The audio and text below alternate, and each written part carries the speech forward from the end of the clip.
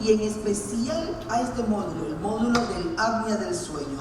Tenemos la presencia de un distinguido médico, el doctor Rodolfo Lugo Saldaña, un representante latinoamericano del mundo del ronquido y sueño. Le damos gracias por su estadía aquí y la presencia de todos ustedes y la confianza. Aquí estamos para compartir. Damos inicio a nuestro módulo de apnea del sueño. Bienvenidos.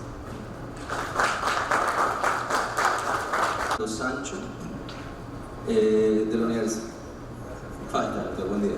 Universidad Central de Barcelona, España, Facultad de Medicina, Escuela Profesional de Otorrinolaringología, García Ibáñez, Barcelona, España, trauma maxilofacial en el Hospital San Ignacio de Bogotá, profesor Eduardo Fariño, de la Sociedad Latinoamericana de Rinología y Cirugía Facial, y miembro de la Sociedad Colombiana de Cirugía Facial y Trauma maxilofacial. Doctor.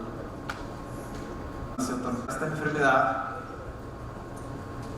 que cada vez es más observada y más practicada, de hecho, gracias. El síndrome de apnea-hipopnea obstructiva es un bloqueo de la vía aérea que puede darse por las diversas estructuras flácidas de la faringe principalmente. Normal, es una enfermedad. Entonces está subdiagnosticada con una alta prevalencia en la sociedad y una elevada mortalidad por todas las consecuencias que ello trae. Necesita pues una atención con una pesquisa precoz en los pacientes de alto riesgo, enfermos cardíacos, enfermos metabólicos y otras patologías que vienen acompañando a este problema. Existen alteraciones anatómicas que conllevan a la producción del síndrome de apnea obstructiva de sueño y hay una disminución o ausencia del control neural en muchos casos, y eso es lo que tenemos que dilucidar para poder decidir el tratamiento y ofrecerle una relativa solución a su problema. La vía respiratoria superior, conformada, como todos ustedes saben, por nariz, faringe, laringe, la nariz, la pirámide nasal, que mantiene abierta esta vía aérea, y hay una solución de este síndrome. Entonces hay que dilucidar en la nariz dónde está el problema. Sin embargo, el mayor problema está en la faringe, que está compuesta por un tejido músculo-facial delgado, blando, para poder cumplir con las labores para la que está diseñada la faringe, que es la fonación, la deglución y la respiración. Para cumplir estos tres objetivos necesita que sea flácida, flexible, pero eso también facilita que se puedan producir estos problemas obstructivos. Hay diferentes tipos de obstrucción en los diferentes niveles de la faringe, en la rinofaringe, en la orofaringe o en la hipofaringe, que dependiendo del volumen y del tamaño de los tejidos van a producir más o menos obstrucción. En el caso de la rinofaringe, en los niños principalmente, la hipertrofia adenoide del tejido linfoide puede restringir grandemente este espacio y como son tejidos flexibles, pueden colapsar en el momento del paso del flujo de aire. A nivel de la orofaringe, donde hay un mayor dinamismo por la mucosa, por las paredes faringes laterales empiezan a participar más intensamente en estos problemas obstructivos, y el paladar, que muchas veces lo tenemos elongado o de implantación muy baja, al no tener un soporte rígido, pues fácilmente colapsable. Y más abajo pues tenemos la lengua con el músculo genioloso, que es el principal músculo dilatador de la faringe, que muchas veces fracasa por múltiples motivos, como vamos a ver, en su función, y también favorece el colapso. Están las amígdalas linguales y por último la epiglotis, que es otro elemento de la hipofaringe que muchas veces por su extrema flexibilidad o cambios anatómicos puede producir el colapso. Para atender para entender el dinamismo de la vía aérea superior y estos problemas tenemos que recurrir a este modelo de Starling, en donde existe una presión intraluminal en la vía aérea. Recordemos que esto es una vía aérea flexible que está envuelta en una caja rígida que es el cuello, la parte cervical, pero esto puede colapsar porque hay una presión extraluminal positiva que está empujando las paredes hacia la mitad, y una presión intraluminal negativa que al mismo tiempo también succiona estas paredes, que si de hecho son muy flexibles, son muy gruesas, van a colapsar. Entonces,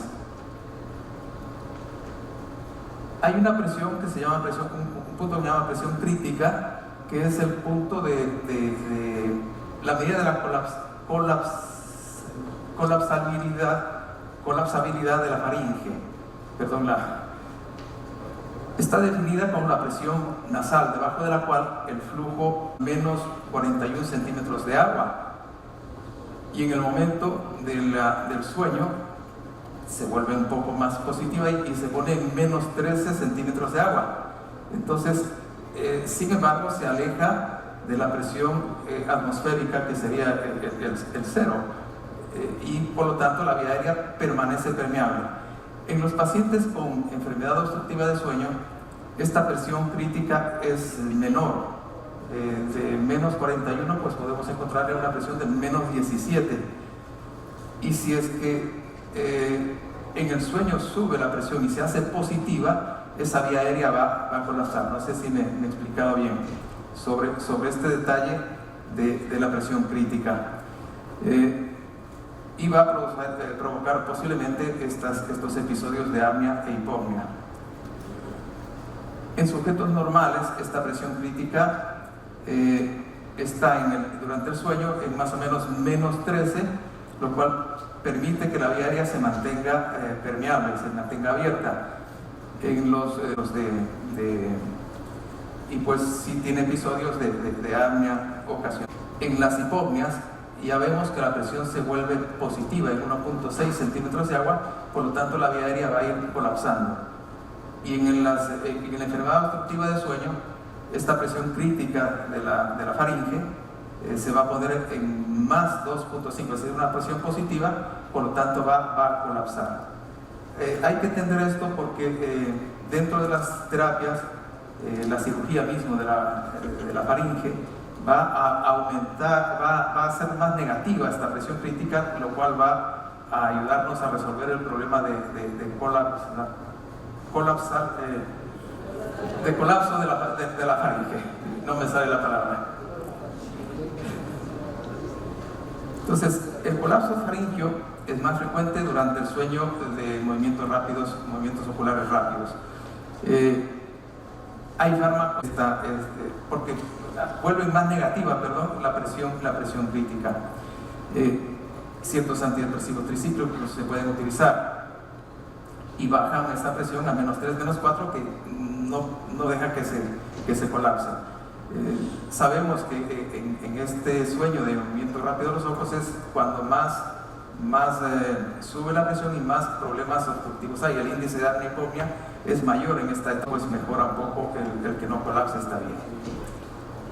También la pérdida de peso, de un 15% del peso corporal, a que reduzcan de peso para tratar de mejorar esta presión. También el cambio de postura al dormir, si duerme en decúbito hacia la parte posterior y colapsa en la vía aérea. Entonces hay que insistir en que positivo el CPAP, y lo difunde como un mecanismo para resolver este problema de las apneas obstructivas, y de hecho es el gold estándar del tratamiento de las apneas de sueño. Lo que hace un momento decía, el decúbito supino genera una redistribución de los tejidos blandos hacia la región posterior de la faringe, provocando el colapso. Y aquí podemos ver cómo cuando empiezan las primeras etapas de sueño, que empieza a colapsarse, cuando empiezan a tener las hipopneas, que pueden terminar en un colapso total de la vía aérea. Hay de aire que uno respira, pero al no tener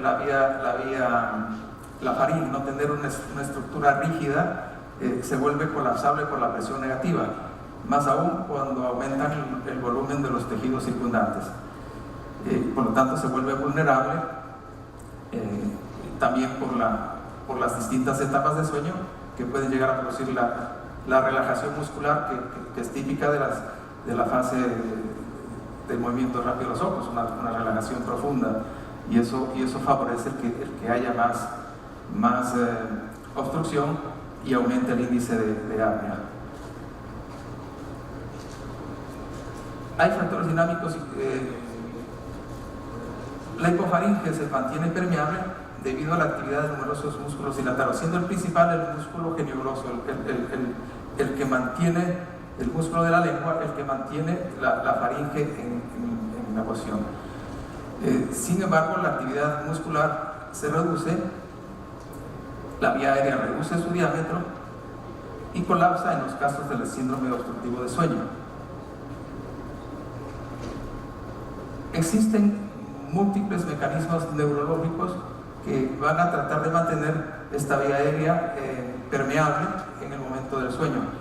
Estos mecanorreceptores van a actuar estimulando al nervio, al doceavo par craneal, al nervio hipogloso, y de esa forma contrae el músculo geniogloso manteniendo esta vía aérea permeable.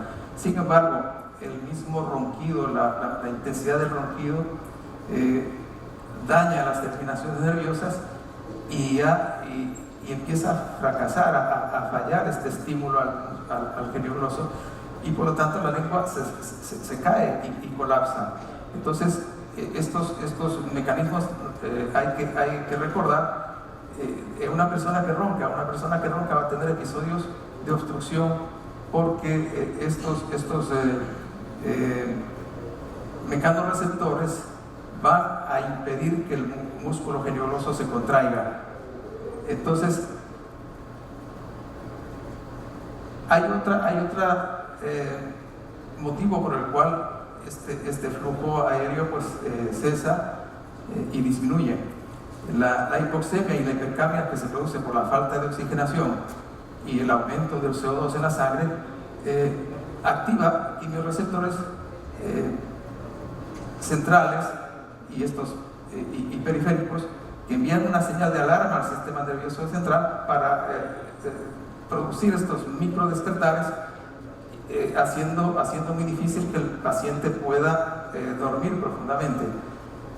Entonces, todos estos mecanismos neurológicos, anatómicos, conjugan para poder provocar este problema obstructivo y provocar estos microdespertares que van a afectar el descanso y el sueño reparador que debe tener una persona, ocasionando múltiples microdespertares en la noche porque no puede alcanzar las fases profundas de sueño porque se bloquea por estos mecanismos.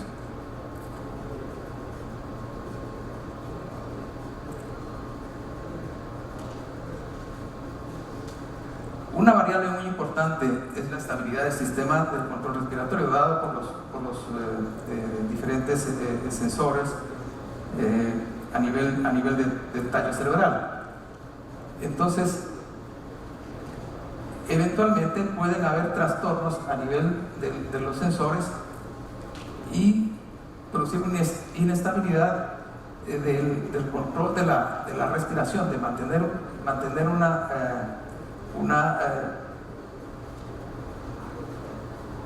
actividad adecuada para que el músculo geniogloso se contraiga. Entonces, se puede producir lo que se conoce como el high loop gain. El loop gain es este trastorno de la estabilidad del control neurofisiológico. Y entonces hay que tener en cuenta que puede estar esto provocando el problema obstructivo de la vía respiratoria superior.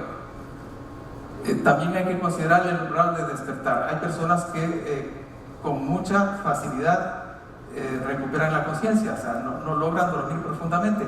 Y es otro factor a tener en cuenta con los microdespertares, que apenas empieza a tener estos problemas respiratorios, enseguida está despierto. Entonces estas personas no logran dormir en la noche y tienen una excesiva somnolencia diurna, porque no han logrado dormir. Después de despertar o microdespertar, se incrementa el tono de la musculatura estriada, o sea, se empieza a mover la persona y se incrementa el tono del músculo lingual, que permite, al contraerse permite el paso del aire, pero el aire entra en una cantidad tan grande en ese momento que toma una bocanada de aire, que produce una fase hipernéica que el cerebro detecta como que está en exceso el oxígeno y provoca una apnea de origen central. O sea, ya el cerebro manda una orden de no seguir oxigenando. Entonces se pueden ir produciendo estas apneas obstructivas y al mismo tiempo desarrollar una apnea central por la hipercapnia. Le queda un minuto, doctor. ¿Perdón? Le queda un minuto, doctor. Perdón. Sí, ya estoy terminando. Entonces, vamos a ver esto en las fases de sueño.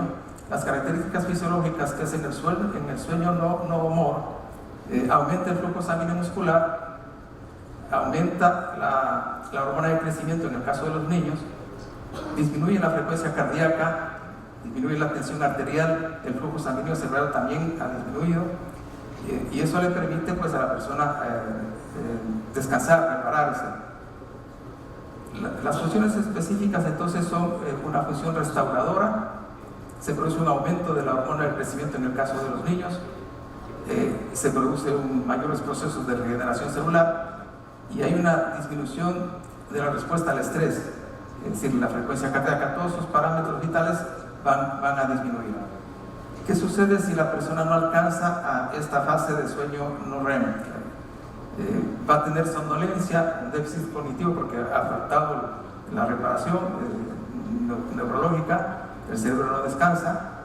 En el caso de los niños hay alteraciones del comportamiento por hiperactividad, retraso en el crecimiento porque la hormona del crecimiento no está funcionando bien. Hay menor regeneración de los tejidos porque no hay la reparación.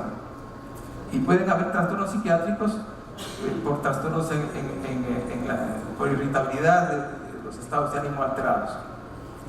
En la fase de movimiento rápido de los ojos también se producen alteraciones, tienen características fisiológicas que suceden en esta fase. Hay una marcada actividad neuronal y metabólica en ese momento que están en la fase de movimientos oculares rápidos. El flujo cerebral es similar al de la vigilia. Es un momento en el cual la sangre empieza a circular mejor en el cerebro. La frecuencia cardíaca y la tensión arterial van a fluctuar, ya no van a estar en esa etapa de frecuencia cardíaca baja y presión arterial baja. Y va a producirse más atonía muscular, respetando a los músculos oculares y el músculo geniogroso. En el caso de los niños, pues el déficit de atención se produce por la falta de esta etapa del sueño, del movimiento ocular rápido. En el SAOS se produce la obstrucción de la vía aérea superior y se producen muchos síntomas diurnos, el insomnio, la hipersomnia, la cefalea, boca seca, son síntomas que aparecen cuando él está despierto. Las consecuencias fisiopatológicas que produce el síndrome obstructivo es aumento de la actividad simpática. Todo nuestro cuerpo, sudoración, salivación, todo se va a aumentar. Hay aumento de catecolaminas, aumento de presión arterial, hay mayor agregación plaquetaria y se producen estas secuelas cardiovasculares porque las funciones neurovegetativas pues, se afectan. En el caso de las hipoxias con hipercapnias y sueño desestructurado con microdespertares, cualquier tipo de ruido al dormir, un gruñido, jadeo, puede llegar a ronquido y movimientos corporales no aumentados por estos mecanismos que antes decíamos, de estos mecanorreceptores que están estimulando y provocando estos despertares.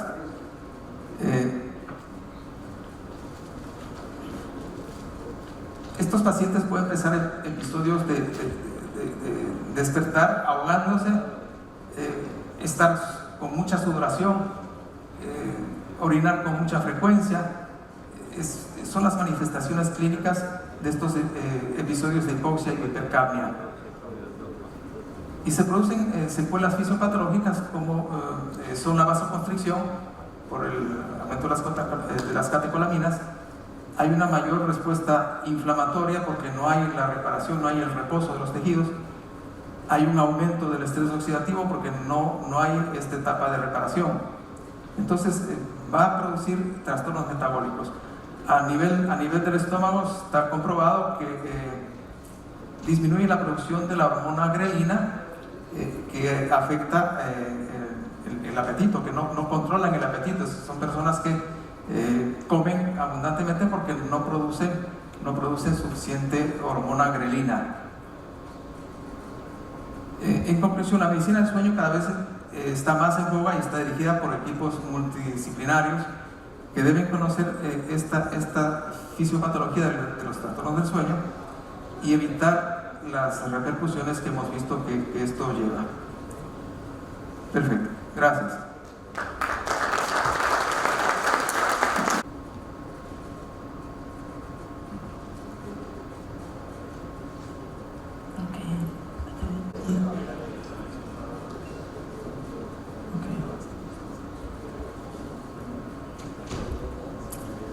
Buenos días, doctora.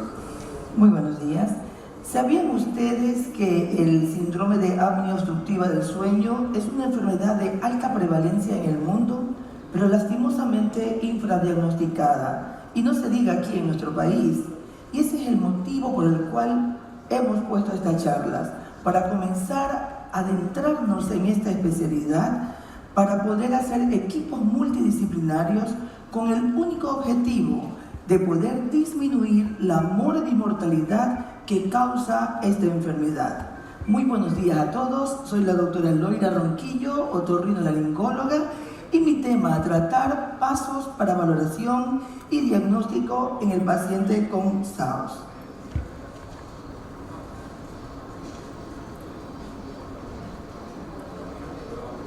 No pasa.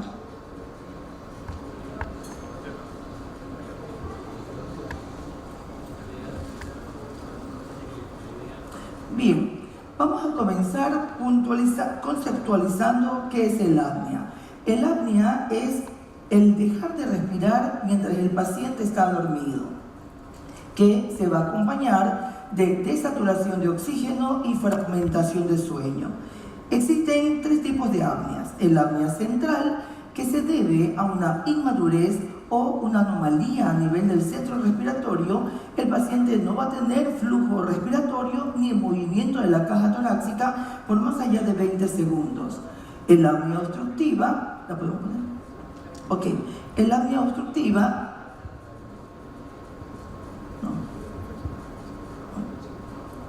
ok, el apnea obstructiva que se debe a una obstrucción en el trayecto de la vía aérea superior, preferentemente a nivel retropalatal y retrolingual. El apnea mixta es una mezcla, una combinación de las dos. Comienza con una apnea central y termina con una apnea obstructiva. ¿Qué es lo que le compete al otorrinolaringólogo? El apnea obstructiva, y a eso vamos. Comenzamos en esta ruta del diagnóstico del paciente con SAOS. Lo dividimos en cuestionarios, historia clínica, examen físico de la vía aérea superior, que todos los otorrinos lo realizamos, y los estudios de sueño. Bien, nos llegan dos tipos de pacientes a la consulta. Pacientes que están conscientes de que tienen un problema a nivel de su vía aérea superior. Estos son los pacientes más fáciles que podemos tener, los que nos van a acompañar en esta ruta de diagnóstico y los que van a aceptar la terapéutica que le propongamos para el tratamiento de esta patología. Y aquellos pacientes que solamente acuden por complacer, a su pareja de cama o un familiar que se han dado cuenta que tienen un mal dormir. Los peores pacientes, pero a los que le tenemos que poner más ganas porque hay que trabajar en ellos. Los síntomas del paciente con SAOS tienen síntomas diurnos y síntomas nocturnos.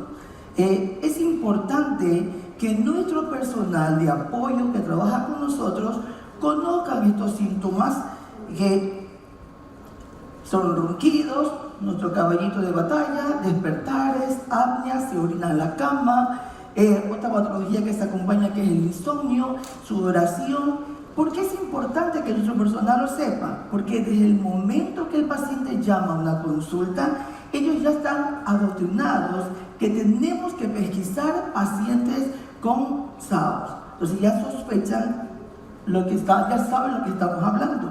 Los síntomas durante la vigilia, la somnolencia diurna excesiva, la cefalea matinal, la depresión, la ansiedad, pérdida de memoria, toda esta sintomatología que después la vamos a resumir en otro cuestionario. Bien, ¿qué son los cuestionarios de sueño? Son herramientas que sí nos ayudan para detectar pacientes con posibilidad de SAOS. Tenemos la escala de somnolencia de Epworth, que es un cuestionario que le permite al paciente determinar 8 situaciones diferentes de la vida cotidiana donde se puede quedar dormido. Señores, el paciente se queda dormido y esto nos alerta, o alerta al paciente de que algo está pasando. Se puntúa de 0 a 24, cuando sale un valor más de 10, debe preocuparnos. Otro cuestionario de sueño que nos ayuda es la escala, el Stop Band, por sus acrónimos en inglés, de ronquido, ese ronquido, de fatiga, cansancio, las apneas observadas, el tener o no la predisposición de hipertensión arterial, el índice de masa corporal, porque cuando los pacientes son obesos tienen mayor predisposición a tener esta patología, la edad.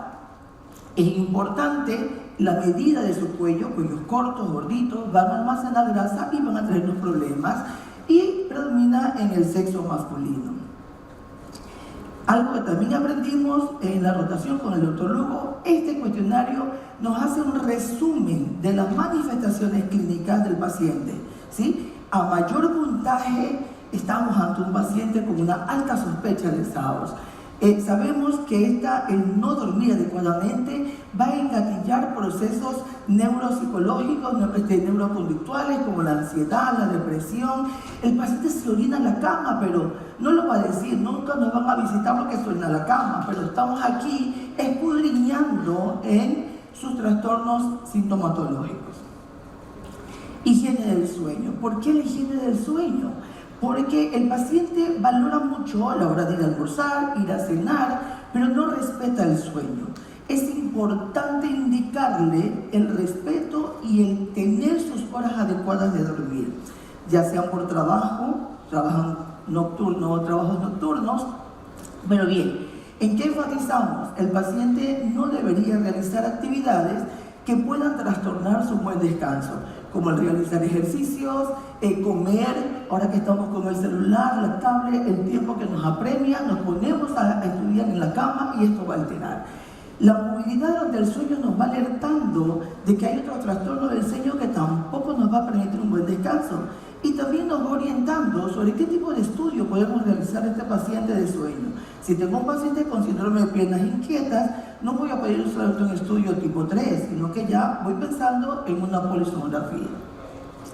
Otro trastorno que también nos afecta es el insomnio, ¿sí? El paciente hay que buscar por qué no puede dormir y es una patología agregada. Bien, sabemos que el paciente con SAOS alerta, ¿sí? Cojamos a estos pacientes, por algo su presión no se controla, es la valoración física, lo que hacemos nosotros los otorrinos, y lo hemos dividido en ¿qué hacemos? Llega nuestro paciente y lo primero que va a hacer nuestro personal, vamos a medir su cuello, vamos a medir su circunferencia abdominal, sacamos el índice de masa corporal y comenzamos pues con la exploración y con la ayuda de la nasofibroscopía.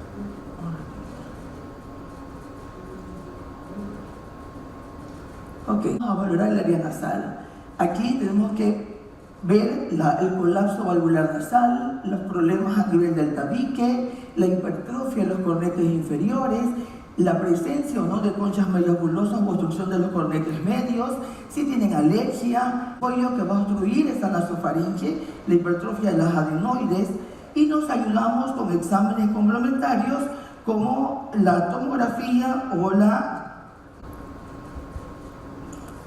Bien, seguimos en el área orofaringia.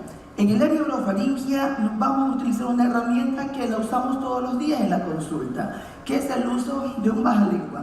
Este bajalengua mide 1.5 centímetros y con eso vamos a comenzar a medir nuestra boca. ¿Qué hacemos?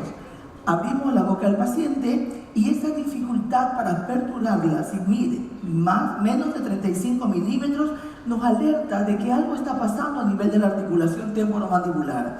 A una disfunción temporomandibular, vemos sus dientes, encontramos desgaste, tenemos otra patología que nos está molestando, que es el bruxismo, el tamaño de la lengua. Esas lenguas festoneadas nos indican de que el contenido está más grande que el continente.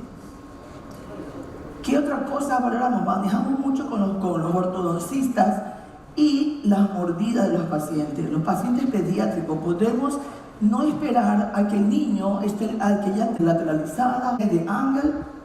Es importante valorar esto porque estamos a tiempo de trabajar en el niño para que no llegue a un adulto que a pesar de que usa sus brackets, mordidas profundas, lateralizadas, con cuadros obstructivos, que aquí ya tenemos que recurrir a un maxilofacial o podría usar tal vez un dispositivo de avance mandibular, depende de lo que encontremos con ellos. Otra vez la palpación de la articulación temporomandibular importante y lo que hablábamos del clip y apertura de la boca. Seguimos adentrándonos y vamos a ver a nivel de la lengua,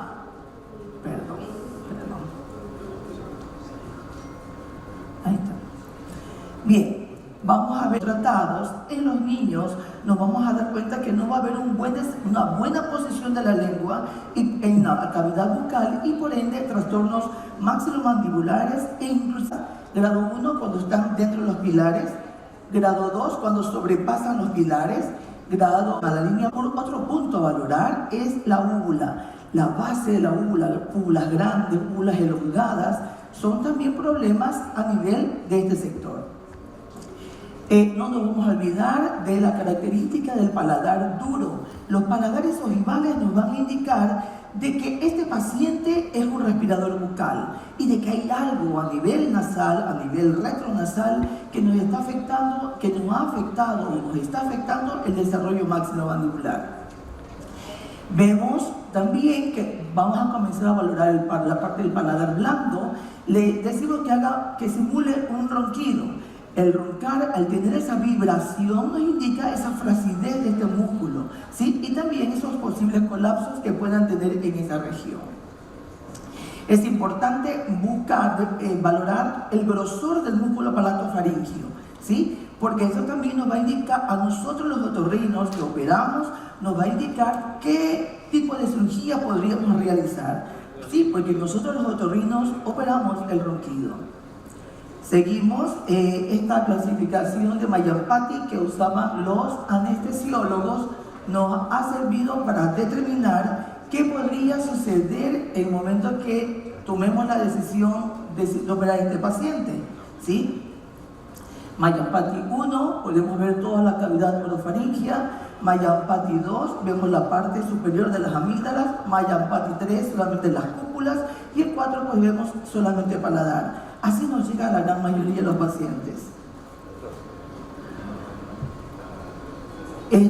Otra clasificación de Friedman-Turner Position, que es la relación entre la lengua y el velo del paladar, ¿sí? Muy parecido al de Mallampati. Este estillaje del arco palatofaringio fue estudiado por el doctor Lugo y muchos fellows en una presentación presentaron un artículo. ¿Qué es este PAS? No es más que la búsqueda de la inserción del músculo palatofaringio, el trayecto hacia su inserción inferior. PAS 0 cuando ha sido operado y se ha llevado el músculo palatofaringio. PAS 1 cuando lo vemos en el polo superior de la amígdala. el palato faríngeo hacia su inserción inferior. El PAS 2 vemos en el tercio medio la amígdala. PAS 3 es el que más buscamos porque vemos los dos pilares y es ideal para proponer cualquier cirugía de ampliación de la cavidad, la pared lateral de la faringe. Y el PAS 4 son las asimetrías. No dice, pues, ¿qué hacemos nosotros? Hacemos una... ¿Cómo lo paso?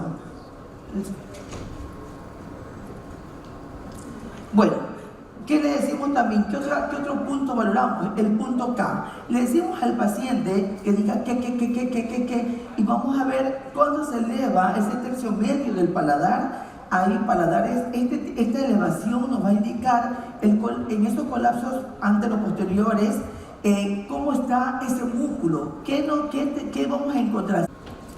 Lastimosamente no puedo avanzar, no puedo. En la otra, con la endoscopía, ya hemos revisado al paciente, tenemos los exámenes complementarios, hemos realizado la endoscopía y seguimos con los pasos. En la nasofiloendoscopía nos sirve para valorar la hipofaringe. ¿Qué vamos a ver ahí? Vamos a ver las amígdalas linguales, ¿sí? La presencia, la hipertrofia de estas amígdalas linguales nos puede provocar otro colapso en esta zona, colapso de los anteroposteriores. También vamos a ver cómo están esas epiglotis, porque muchas veces cuando le hacemos la endoscopía y simulamos un ronquido, vamos a ver que se colapsa en sentido anteroposterior o en colapso tipo libro. Nosotros realizamos dos tipos de endoscopías, con el paciente despierto, que lo hacemos en la oficina, y cuando ya tenemos, pues, pasamos a la etapa de seguir diagnosticando pacientes, pues hacemos la endoscopía de sueño inducido por fármacos, que ya la hacemos en un área prequirúrgica. Bien, un paciente al que le hemos realizado todos los cuestionarios de sueño, la historia clínica, una alta sospecha de que sea un paciente con SAOS. Hemos hecho la endoscopía, valorado, mire lo que encontramos. Encontramos pacientes que tienen problemas a nivel nasal, a nivel de su paladar, a nivel de hipofaringe, no había ningún problema. Realizamos la nasofiloendoscopía y hacemos muchas propuestas de tratamiento. Este escala de pronóstico de Friedman nos ayuda para saber si tenemos, en relación al Mallampati modificado del paciente, al tamaño de sus amígdalas y a su índice de masa corporal, nos ayuda a predecir el pronóstico de éxito de una cirugía por este paciente. Entonces, ¿qué tenemos? Hipótesis diagnósticas, esto es para que no se vea. Hipótesis diagnósticas, tenemos ronquidos simples, bajo posibilidad de SAOS, alta posibilidad de SAOS. Este paciente que presenté tenía una alta posibilidad de SAOS. Ya tuvimos los exámenes de laboratorio, la tomografía, y comenzamos a planificar la interconsulta. Él tenía un índice de masa corporal muy aumentado, interconsulta nutrición, ortodoncista porque tenía para una posibilidad de un dispositivo de avance mandibular, porque era retrógnata. El cirujano tenía mucho peso, y esos pacientes pues no los tocamos, es mejor que bajen de peso, que se vayan con un bariátrico y esperamos. ¿Qué tipo de estudio podemos proponer? Tenemos varios tipos de estudios de sueño. Tenemos la polisomnografía, el estudio tipo 1, que es el gold estándar para el diagnóstico, pero tiene sus peros, ¿no? Es un examen que requiere un laboratorio de sueño y un técnico de sueño que esté con él toda la noche. Eso lo hace costoso, y aún en nuestro país es muy costoso. Tenemos el estudio de sueño tipo 2, que es muy parecido al de arriba, pero no tiene técnico. Eso sí lo hacemos nosotros. Lo que yo más uso es la poligrafía cardiorrespiratoria. Bajo los precios y está al alcance de los pacientes. ¿Qué es lo que busco? Busco pacientes con SAOS. Quiero tener diagnóstico. ¿Qué conclusiones sacamos con estos tipos de estudios? La severidad del SAOS, ¿sí? Tenemos que en los adultos, la presencia de índice de apnea-hipopnea mayor de 5 a 15 es leve, de 15 a 30 moderado, de mayor de 30 severo, a diferencia de los niños, que de 1 a 5 es leve, de 5 a 10 es moderado y mayor de 10 es severo. Ha sido muy interesante esta reunión, que quiero que saquemos que debemos avanzar. El estudio nunca termina, no importa qué edad tengamos. Siempre es importante avanzar, prepararnos para poder ayudar a nuestra comunidad. Y los invito, los esperamos en Cancún, en el primer congreso de la Sociedad Iberoamericana de Sueño,